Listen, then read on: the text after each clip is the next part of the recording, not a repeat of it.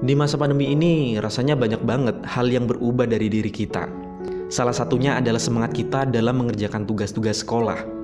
Meskipun pembelajaran online ini dilakukan lebih singkat dibanding pembelajaran tatap muka sebelum pandemi, tapi nyatanya banyak banget orang yang memilih untuk menunda-nunda pekerjaan. Ada nih, beberapa waktu yang lalu saya menangani satu kasus di mana seorang siswa terbiasa menunda-nunda pekerjaan sampai ia nyaman dengan perilaku menunda-nundanya itu. Akibatnya, dia harus menyelesaikan semua tugas yang berbulan-bulan itu di akhir semester. Selain hasilnya nggak maksimal, dia juga kelelahan karena secara fisik bahkan sampai menangis berhari-hari. Nah, apakah kamu tim menunda-nunda pekerjaan atau tim gercep? Menunda pekerjaan itu istilah lainnya adalah prokrastinasi.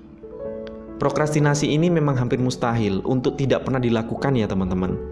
Tapi prokrastinasi atau perilaku menunda-nunda pekerjaan demi melakukan hal lain yang tidak penting akan merugikan kita.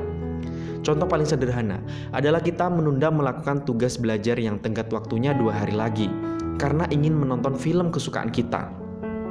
Mungkin kita memang merasa masih ada waktu yang cukup untuk mengerjakan tugas-tugas penting tersebut. Tapi performa dari tugas itu tidak akan maksimal jika diselesaikan semakin mendekati tenggat waktu. Tapi, jika sudah jelas merugikan, lalu kenapa masih banyak orang yang sering melakukan prokrastinasi? Nah, alasannya ini berkaitan dengan 6 jenis prokrastinasi berikut ini. Jenis yang pertama adalah the warrior. The warrior ini adalah orang yang suka melakukan prokrastinasi karena mereka merasa bahwa mereka tidak mampu mengerjakan tugas tersebut. Ada pikiran tidak akan berhasil mengerjakan, sehingga akhirnya mendorong seseorang untuk memilih tidak mengerjakan tugasnya dalam waktu dekat.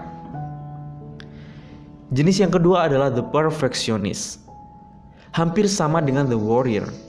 Namun perbedaannya adalah kalau the perfectionist ini menunda pekerjaan karena merasa tidak akan bisa menyelesaikan tugas dengan maksimal. Jadi mereka cenderung benar-benar mencari waktu yang tepat saat mereka dalam kondisi terbaik untuk. Jenis yang ketiga adalah the overdoer. Jenis prokrastinasi ini dilakukan karena seseorang merasa cemas terkait tugasnya yang banyak. The overdoer tidak berhasil membuat prioritas tugas, sehingga membutuhkan banyak waktu hanya untuk memutuskan tugas mana yang harus dikerjakan lebih dahulu. Jenis yang keempat adalah the crisis maker.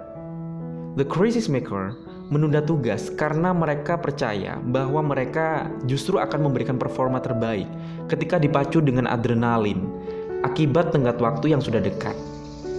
Cemas dan tegang saat mengerjakan tugas di saat terakhir juga dapat memberikan crisis maker ini menjadi tidak bosan saat bekerja. Jenis yang kelima adalah the dreamer. Sesuai namanya, jenis prokrastinasi ini dilakukan karena the dreamer percaya bahwa mereka tidak perlu bekerja keras untuk mendapatkan apa yang mereka mau, termasuk mengerjakan sesuatu dari jauh-jauh hari. Dan yang keenam adalah the defier. The defier biasanya menunda atau bahkan menolak untuk mengerjakan tugas karena mereka percaya bahwa tugas yang diberikan ini tidak penting atau tidak relevan dengan tujuan mereka. Terlepas dari keenam jenis prokrastinasi tersebut, apapun alasannya akan lebih baik bagi kita untuk mengerjakan sesuatu itu tidak terburu-buru atau tidak terlalu dekat dengan tenggat waktu yang ada. Berikut ini ada beberapa tips mengatasi prokrastinasi. Yang pertama, lawan perasaan takut, cemas, dan juga bosan. Setiap kamu pasti merasa cemas atau takut bahwa tugas yang akan dikerjakan ini terlalu sulit. Kamu harus sadar perasaan itu dan lawan. Ubah pikiranmu bahwa semua tugas tidak ada yang terlalu sulit atau membosankan sebelum kamu benar-benar mencoba untuk menyelesaikannya. Walaupun memang sulit, tapi bukan berarti tidak bisa diselesaikan ya. Mungkin kamu hanya butuh usaha dan waktu yang lebih banyak. Tips yang kedua, siapkan jadwal. Jika kamu bingung harus memulai dari mana, catat semua tugas dari kegiatan yang harus dikerjakan. Kemudian susun berdasarkan prioritasmu dan juga tenggat waktu yang ada. Kamu akan lebih giat memiliki gambaran apa saja yang harus kamu selesaikan. Tips yang ketiga, kamu perlu mencatat target-target kecil dari pekerjaan yang sulit. Nah, jika suatu tugas terlalu sulit untuk diselesaikan sekaligus, buat target-target kecil yang dapat kamu cicil setiap harinya. Lebih baik melakukan hal kecil setiap hari daripada kamu harus mengerjakan banyak pekerjaan di satu hari kan? Tips yang keempat, hindari distraksi.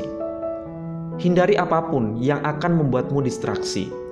Misalnya, jangan membuka media sosial saat kamu sedang bekerja atau jangan mengerjakan tugas di depan TV. Tips yang kelima, apresiasi tujuanmu.